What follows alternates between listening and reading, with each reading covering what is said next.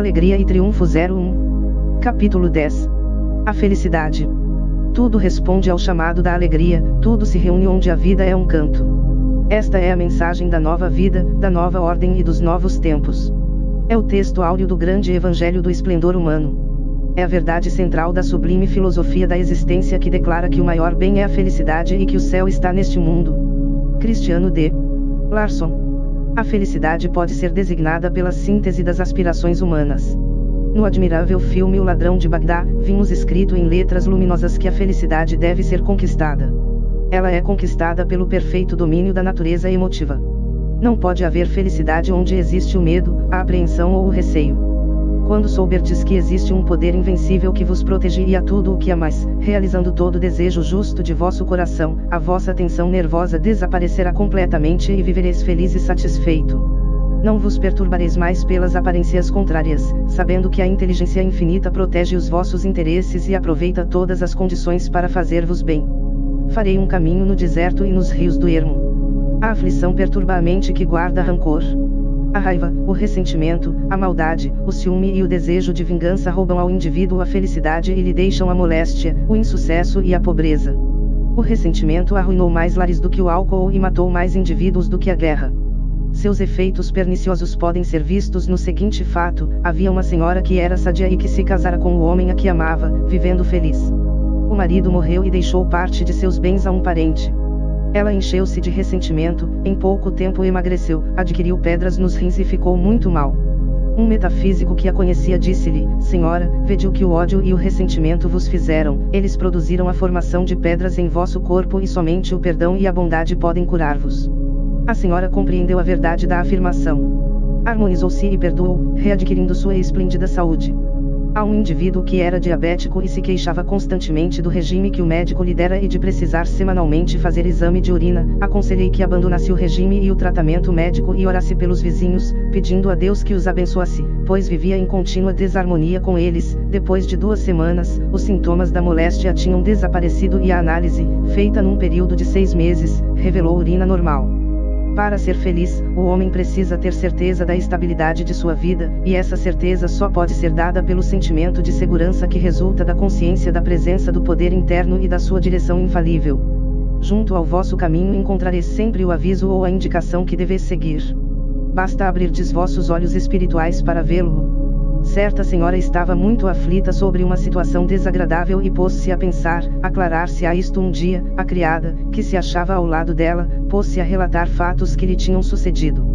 Conquanto estivesse muito aborrecida para tomar interesse, pôs-se a ouvir pacientemente. Dizia a moça: um tempo trabalhei num hotel, onde havia um jardineiro muito alegre que vivia continuamente contando histórias engraçadas. Chovera durante 3 dias e perguntei-lhe então: julgais que se aclarará o tempo? Respondeu-me: se Deus quiser, pois não se aclara sempre. A senhora ficou admirada. Era a resposta aos seus pensamentos. Exclamou, pois, reverentemente: com Deus, sempre se aclara. Pouco tempo depois, o seu problema se resolveu e de uma forma inesperada. No jogo da vida, a felicidade opõe-se sempre ao amor próprio e onde um se encontra o outro jamais aparece. Quando o indivíduo resolve sacrificar a sua razão carnal e o seu orgulho à direção do superconsciente, a felicidade está próxima. Aquilo que vos repugna ou que odiais, certamente vos virá, porquanto, pelo ódio, formais uma imagem viva na vossa mente subconsciente e ela a reproduzirá no plano material. O único meio de apagardes essas imagens é pela não resistência. Por exemplo, uma senhora tinha interesse por um homem que com frequência lhe falava de suas encantadoras primas. Ela ficou enciumada e ressentida, perdendo a afeição dele. Mais tarde, encontrou outro homem para o qual se sentiu muito atraída.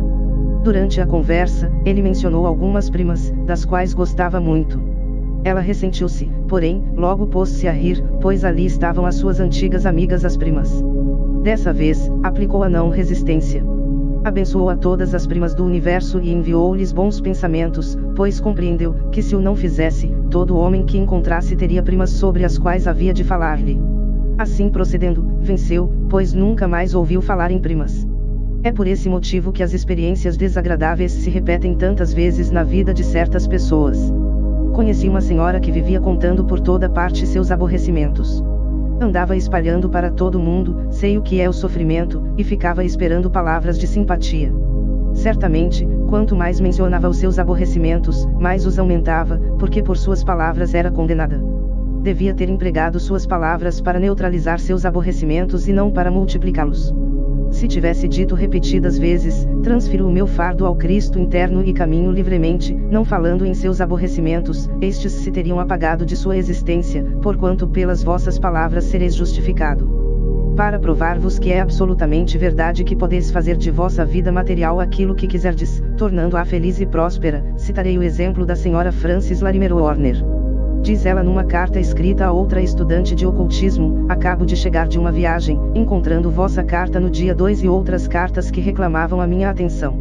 Respondo vossa carta conforme vou lendo-a. Em primeiro lugar, falais sobre o espírito prisioneiro, etc.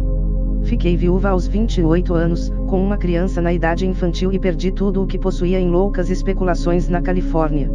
A minha crença na pobreza e a falta de um lar me privaram de todo conforto até que recentemente pedi o meu direito divino a todo o bem, e o consegui, não por uma afirmação constante, mas por um método próprio, descoberto após 10 anos de meditação quase constante, concentração e experiências sobre a lei. Ofereço espontaneamente os resultados. Em resposta à vossa pergunta, direi que não mais era moça e não tinha sorte. Com efeito, o retrato que fazeis de vós mesma corresponde exatamente comigo como era naquele tempo. Portanto, tende coragem e não vos desanimeis, pois se conhecesseis o meu antigo ambiente talvez vos sentisseis com menos dificuldades a vencer. A vossa carta comoveu-me profundamente, muito mais do que outras, pois descreve tão claramente o que foi, e posso afirmar que é absolutamente verdade que podeis fazer com que a vossa vida exterior seja o que quiserdes, isso sem muito tempo e concentração, e vou mostrar-vos clara e francamente como. É, pois, puramente científica a afirmação que das imaginações do coração surgem as saídas da vida, de modo que, embora seja contrário à vossa razão, nunca imagineis condições indesejáveis, nem penseis nem faleis nelas, sendo esse o primeiro passo para a realização. Pelo contrário, começai agora mesmo a ver vivamente os vossos desejos de melhor ambiente e trabalho mais agradável já realizados. Como o impulso de vida que age sobre a consciência como desejo, é sempre um impulso, deve, em consequência disso, ser realizado. Jesus expressou-se com precisão científica, quando disse: crede que recebestes. Quando descobri, em pequenas coisas, que tinha provas de uma grande lei, pus-me deliberadamente a trabalhar para ver se a lei podia trazer-me tudo o que pedisse, sem auxílio de meus esforços pessoais ou do meu trabalho. Sob todas as aparências, não tinha um lar, nem os meios para obtê-lo, por isso, disse comigo mesma, esta é a minha gloriosa oportunidade para ter uma prova, e primeiramente, dei graças por isso, e pus-me a ver vivamente em meu lar, sentada à minha secretária, caminhando pelos cômodos, e para servir de investigação e prova científica sobre a realização detalhada de todo o quadro mental que fiz, vim-me a entrar alegremente no meu automóvel. Esse ato de colocar-se imediatamente no ambiente real desejado é a aceitação ou fé ativa. A fé sem as obras é morta, bem sabes, uma fé passiva nada produz. Nunca me preocupei sobre o modo pelo qual tudo isso me viria, pois era coisa que não me competia, o meu objetivo sendo provar o poder do Espírito conforme Malaquias 3:10. Se plantarmos uma semente na terra, sabemos que o sol brilhará e a chuva virá, e deixamos a lei à produção dos resultados. Não vemos o processo da natureza, não é verdade? Pois bem, o desejo, cuja imagem formais, é a semente, os momentos em que fechais os olhos para ver internamente a imagem são como o sol, e a vossa constante expectativa, sem ansiedade, é a chuva e a cultura necessárias para produzir resultados absolutamente certos, visto que são apoiados na lei. Sem dúvida, o ideal é o primeiro requisito para o que se quer conseguir. Tinha me limitado tanto, que a princípio, me parecia que a própria tentativa de formar um ideal superior ao que tinha realizado era querer lutar contra uma grande força, por isso, não fiz mais do que exercitar-me na formação de ideais até poder formar a mente facilmente o mais alto que me foi possível conceber, sentindo assim que havia rompido os laços que me prendiam a condições limitadas. É preferível, a princípio, tomar uma coisa por ver, e não empreender coisa maior do que aquela em que poderdes aplicar a vossa fé atual. Pois bem, querida senhora, em menos de um ano, tudo o que imaginei e muita coisa mais como que uma graça acrescentada por ter confiado inteiramente no Espírito em relação ao que Jesus me dissera que era meu se apresentou na minha vida, e muito maior do que a posse, foi a alegria de ter provado para mim e para outros que o que precisamos fazer para conseguir todos os bens é estudar ativa e fielmente, e em seguida, praticar os ensinos do nosso maior cientista, Jesus de Nazaré.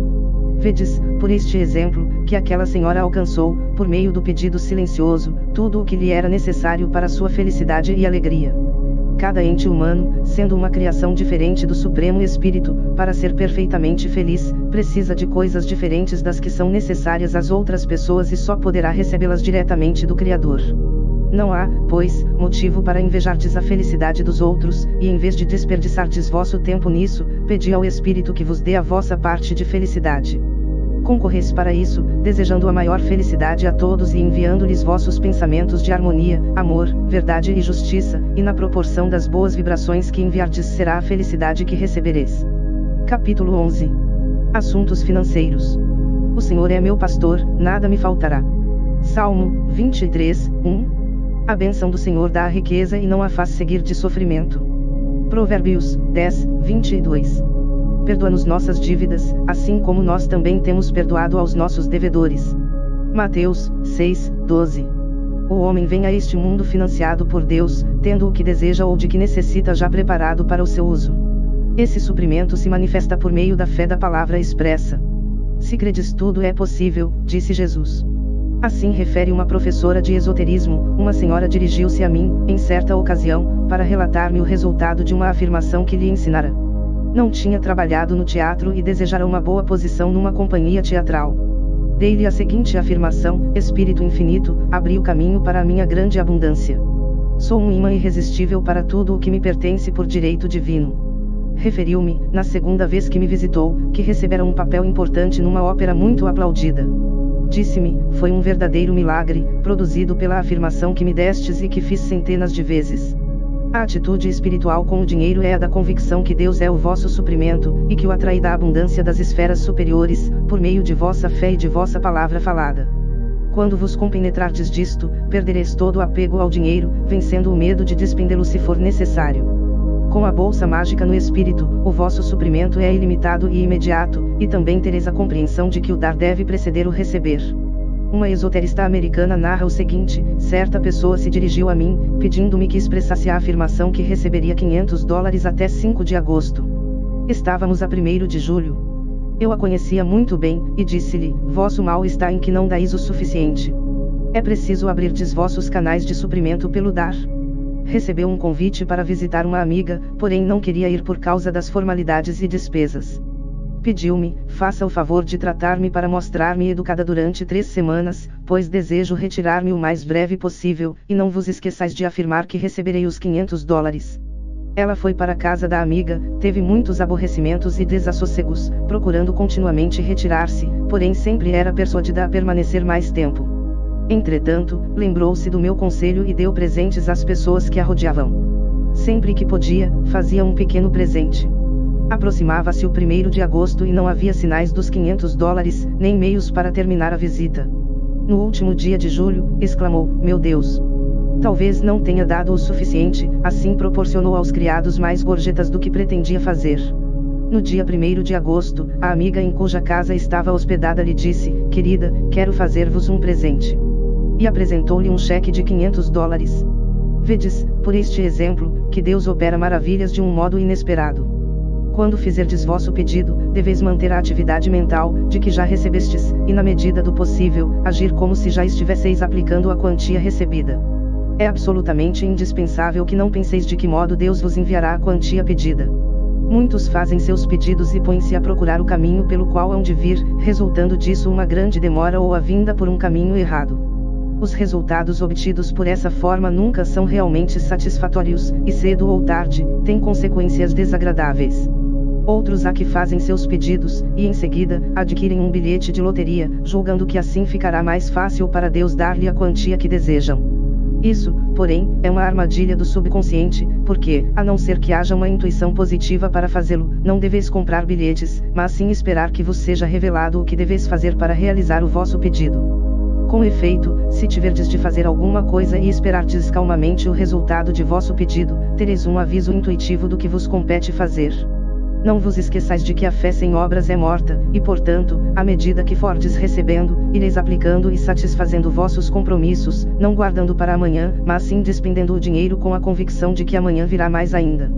Assim provareis a vossa fé pelas vossas obras, dando o que tendes para receberdes o que pedistes.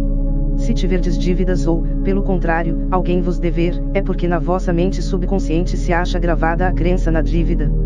Para que as condições mudem, é preciso que neutralizeis essa crença. Refere uma professora de metafísica, uma senhora se dirigiu a mim dizendo que fazia alguns anos que um homem lhe devia $1000, porém não podia obrigá-lo a pagar. Respondi-lhe, deveis agir sobre vós mesma e não sobre ele, e dei-lhe a afirmação seguinte: nego a dívida, pois não há dívida na mente divina, ninguém me deve nada, todas as contas estão balanceadas. Envio amor e perdão àquele homem. Dentro de poucas semanas recebeu uma carta do mesmo homem, na qual dizia que estava para mandar o dinheiro, e quase um mês depois chegaram os $1000. Com relação a prejuízos, também pode-se dizer que eles resultam de estar gravada no subconsciente a ideia ou o temor de perder. Em proporção que apagardes essa impressão, recuperareis o prejuízo que tivestes, quer pelo pagamento feito pela própria pessoa, quer por uma compensação equivalente. Uma senhora perdeu uma lapiseira de prata num teatro. Fez todos os esforços para encontrá-la, porém não foi possível. Por fim, negou a perda, seguindo a afirmação: nego a perda, não há perda na mente divina, por isso não posso perder a lapiseira. Receberei a mesma ou uma equivalente. Passaram-se algumas semanas. Certo dia encontrou-se com uma amiga que trazia, pendurada ao pescoço, por uma corrente, uma bela lapiseira de ouro e lhe disse: queres esta lapiseira? Paguei $50 por ela na loja de Tiffany. A senhora ficou espantada e respondeu, quase que esquecendo de agradecer: oh, meu Deus, quanto sois admirável! A lapiseira de prata era pouco para mim, só podeis perder aquilo que não vos pertence por direito divino ou designação de Deus ou que não é suficientemente bom para vós. Por conseguinte, quando os negócios vos derem algum prejuízo, deveis reconhecer que aquilo não era vosso ou que Deus vai dar-vos outra coisa melhor. Assim, pois, não deveis revoltar-vos contra a pessoa que vos deu o prejuízo, mas sim abençoá-la, porque vos deu oportunidade para um proveito maior. As vossas ideias sobre as finanças e os negócios têm grande importância para a vossa prosperidade e o modo por que tratardes os outros se refletirá em vosso subconsciente, produzindo efeitos semelhantes. Abençoando e desejando prosperidade a quem vos deve, praticais a grande lei da não resistência e auxiliais a pessoa ao resolver os negócios e poder pagar-vos, o que não deixará de fazer, em consequência do sentimento de que sois um amigo, tanto material como espiritualmente. Numerosos exemplos foram citados no decorrer deste livro para provar-vos que se trata de leis que agem e produzem resultados práticos. Não pretendo que este seja um meio de prosperar sem trabalho, mas, pelo contrário, vereis, que é preciso um trabalho árduo para manterdes a vossa fé e vos habituardes a observar as leis, pois, por mais simples que elas sejam, no vosso estado atual não vos será fácil compreendê-las. A base para a boa solução dos problemas financeiros se acha na aplicação do princípio, que em todas as coisas nas quais a razão humana estiver do vosso lado, deveis inverter os papéis, e em lugar de vos queixar de vosso adversário, abençoá-lo. Assim procedendo, estabelecereis a harmonia em vossa mente, a qual, combinada com a influência iluminadora do amor, fará aparecer a verdade e a justiça da situação em que estiverdes envolvidos. Capítulo 12. Afirmações e negações. Determinarás uma coisa e ela sucederá. Jó, 22, 28. Todo bem que deve manifestar-se em vossa existência já é um fato realizado na mente divina, e se expressará pelo vosso reconhecimento ou pela vossa palavra afirmativa, de modo que deveis ter o cuidado de afirmar ou determinar que se manifeste apenas a ideia divina, pois, muitas vezes, por vossas palavras ociosas, determinais a vinda do insucesso e da infelicidade. Por conseguinte, é de máxima importância que expresseis em palavras corretas o vosso pedido, como já vos tenho dito outras vezes. Se desejardes ter um lar, amigos, posição ou qualquer outra coisa, pedi, antes de tudo, que Deus vos mande o que escolheu para vós, pois ele não pode errar na sua escolha. Afirmais, por exemplo: Espírito infinito, abri o caminho para vir à casa que determinastes para mim, a amizade sincera que me destinastes, a minha posição justa. Agradeço-vos por vos manifestardes pela graça e de um modo perfeito em meu benefício. A parte final do pedido é muito importante, porque sem ela, podereis obter o que desejais, porém em circunstâncias desagradáveis. À proporção que vossa consciência financeira se desenvolver, deveis pedir que a grande soma de dinheiro que vos pertence por direito divino, vos venha pela graça e de um modo perfeito. É impossível atrairdes mais do que pensais que podeis fazer, porque sempre sois limitados pela expectativa de vosso subconsciente. Para receberdes mais, é preciso que vossas expectativas sejam maiores. Muitas vezes vos limitais a vós mesmos pelo modo de fazerdes o pedido, como podeis ver por este exemplo: um estudante de ocultismo pediu $600 para certa data. Recebeu-os, porém, depois ouviu dizer que quase chegará a receber 1000, tendo recebido exatamente os 600 em vista de ser esse o seu pedido exato. Diz a Bíblia, limitaram o Santo de Israel. A riqueza é questão de consciência. Os franceses possuem uma lenda que serve de ilustração para isso. Seguia um pobre por uma estrada, quando encontrou um viajante que lhe disse: meu amigo, vejo que sois pobre. Tomai esta barra de ouro, vendei-a e ficareis rico pelo resto de vossos dias. O homem alegrou-se muito com a sua sorte e levou a barra de ouro para casa. Imediatamente encontrou trabalho e fez tanto progresso que não quis mais vendê-la. Passaram-se os anos e tornou-se extremamente rico. Certo dia, encontrou um pobre na estrada e disse-lhe: meu amigo, dar-vos-ei uma barra de ouro, que se a venderdes, vos fará rico por toda a vida. O mendigo recebeu aquela barra, levou-a ao ourives e veio a saber que aquilo era apenas latão. Vedes, portanto, que o primeiro se enriqueceu pelo seu sentimento de riqueza, ao pensar que aquela barra era de ouro. Cada um de vós tem dentro de si uma barra de ouro, é a sua consciência do ouro ou da opulência, que lhe traz a riqueza na vida.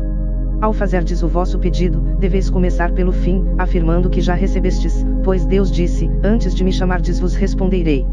Uma afirmativa contínua é a melhor maneira de estabelecerdes a fé no vosso subconsciente. Se tivesseis uma fé perfeita, não haveria necessidade de fazerdes mais que uma afirmação. Não é preciso chorar, nem implorar humildemente o que desejais receber, mas sim dar graças repetidas vezes como se já tivesseis recebido. O deserto se regozijará e florescerá como a rosa, diz a Bíblia. Esse regozijo, quando ainda vos encontrardes no deserto, estado de consciência, abrirá o caminho para a realização. Jesus deu ao Pai Nosso a forma de ordem e pedido firme. Dai-nos hoje o pão nosso de cada dia, e perdoai-nos as nossas dívidas assim como perdoamos aos nossos devedores, terminando em louvores, pois a vós pertencem o reino, o poder e a glória, por toda a eternidade. Amém. Disse ainda o Senhor: sobre as obras de minhas mãos, ordena-me tu. Assim, pois, a prece é uma ordem e pedido, louvor e agradecimento. O trabalho do estudante de ocultismo está em discutir em si mesmo a crença de que, estando com Deus, todas as coisas lhe são possíveis. É fácil de explicar isso teoricamente, porém é mais difícil praticá-lo quando se tem um problema a resolver. O exemplo do seguinte caso serve de ilustração: uma senhora precisava estar de posse de uma grande quantia numa data determinada. Ela sabia que era necessário fazer alguma coisa para chegar à realização, pois esta é a manifestação do pedido, porém ignorava o passo que devia dar e pediu uma diretriz ou orientação. Entretanto, numa sessão de lojas reunidas, avistou um abridor de cartas, esmaltado e de cor vermelha. Sentiu-se impelida para ele. Teve o pensamento de que não tinha um abridor conveniente para abrir cartas contendo grandes cheques. Comprou, pois, o abridor, coisa que para o seu raciocínio, pareceu uma extravagância. Ao receber o objeto, teve uma visão de que estava abrindo um envelope que continha um cheque de grande valor, e passadas algumas semanas, recebeu de fato o dinheiro que precisava. Contam-se numerosos fatos do poder do subconsciente quando dirigido pela fé. Um homem passava uma noite numa casa de campo. As janelas do quarto haviam sido pregadas, e no meio da noite, sentindo-se sufocado, levantou no escuro e dirigiu-se para a janela. Como não pudesse abri-la, deu-lhe um murro para arrebentar a folha, aspirou o ar fresco e foi deitar-se, dormindo um sono reparador. Todavia, grande foi o seu espanto, no dia seguinte, ao verificar que tinha quebrado o vidro de uma estante, e que a janela estava intacta e permanecera fechada durante a noite toda. Abastecera-se de oxigênio, simplesmente ao pensar que o estava recebendo. Nunca deveis desistir de pedir aquilo que precisais e seja justo, não pondo em dúvida a sua realização. Como diz São Tiago, aquele que duvida é semelhante à vaga do mar, que o vento subleva e agita. Não cuide esse tal que alcançará do Senhor alguma coisa. Um estudante de ocultismo explicou do modo seguinte como é que fazia seus pedidos: quando peço alguma coisa a meu pai, concentro-me e digo: meu pai, não aceitarei menos do que pedi, mas, sim, mais, quando tiverdes feito tudo para a realização de vosso pedido, não deveis transigir. Essa é, às vezes, a ocasião mais difícil de realizardes, porque vos virá a tentação de abandonardes, desviar-vos e transigirdes. Também serve ao Senhor aquele que persiste e espera. Muitas vezes, os resultados se apresentam à última hora, porque, nessa ocasião, abandonais o vosso raciocínio ou deixais de raciocinar, e assim a inteligência infinita tem oportunidade para agir. Assim também os vossos desejos tristes são respondidos com tristeza e os vossos desejos impacientes sofrem grande atraso ou são respondidos violentamente. Certa vez, uma senhora me perguntou por que é que constantemente perdia ou quebrava os óculos. Examinando as coisas, verificamos que a cada momento, ela dizia aos outros ou a si mesma, desejava poder ver-me livre de meus óculos. Assim, os seus desejos impacientes se realizavam. O que ela devia pedir era uma vista perfeita, porém, o que gravava no subconsciente era apenas o desejo impaciente de ficar livre dos óculos, por isso, continuadamente os quebrava ou perdia. Duas atitudes mentais são causas de prejuízos: o menosprezo, como no caso de uma senhora que não dava valor ao seu esposo, e o medo de perder, que produz uma impressão de perda no subconsciente. Quando fordes capazes de não vos preocupardes com o vosso problema, isto é, quando souberdes descarregar vosso fardo, obtereis a realização instantânea de vosso pedido. Sucedeu a certa senhora sair num dia muito tempestuoso e seu guarda-chuva ficar despedaçado. Pretendia falar com pessoas com as quais nunca estivera em contato e não desejava aparecer-lhes, pela primeira vez, com aquele guarda-chuva roto. Não podia jogá-lo fora, porque não era dela. Assim, desesperada, exclamou: "Meu Deus, cuidai deste guarda-chuva, porque não sei o que hei de fazer." Um momento depois, uma voz lhe perguntou: "Senhora, quer que lhe conserte o seu guarda-chuva?" Era um guarda-chuveiro que por ali passava. Ela respondeu-lhe: "Com efeito, é o que preciso." Deixou o guarda-chuva para ser consertado enquanto fazia outro serviço e ao voltar teve novamente um bom guarda-chuva. Assim, também no vosso caminho, sempre encontrareis um guarda-chuveiro, quando colocardes vosso guarda-chuva ou vossa situação aos cuidados de Deus. Tudo requer ordem, método e boa orientação, porém os trabalhos esotéricos o exigem em maior grau pela delicadeza e alto potencial das forças que entram em jogo. Por isso, deveis dar grande atenção a que as vossas afirmações e concentrações sejam feitas regularmente, de acordo com um plano estabelecido. Quando fizerdes a negação de qualquer coisa ou pensamento que vos esteja perturbando, deveis, em seguida, fazer sempre uma afirmação da coisa contrária. Como exemplo, vos citarei um fato relatado por uma professora de metafísica. Certa ocasião fui chamada alta noite, pelo telefone, para tratar de um homem a quem nunca vira. Aparentemente se achava muito mal. Fiz a afirmação: nego essa aparência de moléstia. É irreal, e portanto, não pode registrar-se na consciência dele. Este homem é uma ideia perfeita na mente divina, uma substância pura, que expressa a perfeição. Como vedes, essas palavras negam o estado aparente do indivíduo e afirmam seu estado real ou interno. Feitas com essa clareza, deram resultado imediato, pois, na manhã seguinte, o doente estava muito melhor, e passado um dia, voltou para o trabalho. Na mente divina não existe tempo ou espaço, e portanto, as palavras alcançam instantaneamente seu destino e não voltam vazias, como se diz em estilo bíblico. Muitas vezes tereis ouvido empregar as expressões visualizar e ter visões, e é útil conhecerdes a diferença que há entre elas. A visualização é um processo mental governado pela mente racional ou consciente, a visão é um processo espiritual governado pela intuição ou a mente superconsciente. Deveis treinar vossa mente para receber essas fagulhas de inspiração, porque elas exprimem os mais altos desígnios de Deus para conosco. É necessário vos habituardes a executar esses quadros divinos por meio de direções definidas ao vosso subconsciente. Quando puderdes dizer sinceramente em vosso coração: desejo apenas o que Deus deseja de mim, os falsos desejos desaparecerão de vossa consciência, e recebereis uma nova série de estampas azuis enviadas pelo Mestre Arquiteto, o Deus íntimo, com as quais ornamentareis vossa existência. O plano de Deus para cada um de vós transcende a limitação de vossa mente racional, elevando vossa vida ao mais alto potencial de saúde, riqueza, amor e expressão perfeita. A visualização desempenha um papel importante na correção e orientação de vossas tendências mentais, permitindo-vos a construção de um canal mental para entrardes em contato com o plano divino, e desde então, a visão ou intuição deve dirigir vossos passos, pois, como dizem os textos sagrados, descansa no Senhor e espera com paciência, confia nele e fará passar. Certamente, um dia, alcançareis um estado de desenvolvimento em que vossa palavra se fará carne ou se materializará instantaneamente. Ao vosso mando, as searas como colheita madura se manifestarão imediatamente, como em todos os milagres de Jesus. Há um poder tremendo no nome de Jesus Cristo, pois representa a verdade manifestada. Muitas curas foram feitas com o emprego das palavras, em nome de Jesus Cristo. Cristo foi tanto pessoa como princípio, e o Cristo que está dentro de vós é vosso Redentor e Salvador. O vosso Cristo interno é o vosso eu real, feito à imagem e semelhança de Deus. Esse é o vosso eu que nunca falhou, nunca conheceu a moléstia ou o sofrimento, nunca nasceu e nunca morrerá.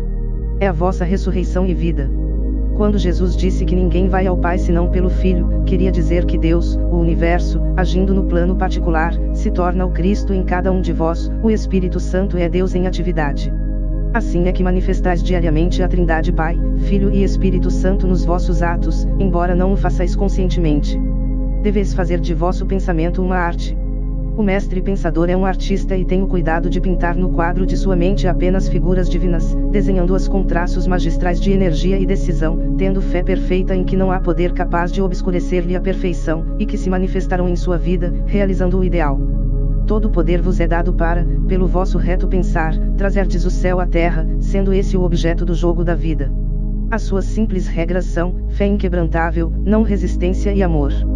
Com estas 3 palavras gravadas em vossos corações, tomareis o estandarte da harmonia, do amor, da verdade e da justiça, e sentindo-vos livres daquilo que vos manteve em limitação durante séculos, colocando-se entre vós e o que vos pertence, realizareis plenamente o vosso destino e manifestareis o divino desígnio de vossa existência pela saúde, a abundância e a perfeita expressão de vós mesmo. Tereis, assim, cumprido este preceito divino, sereis transformados pela renovação de vossas mentes.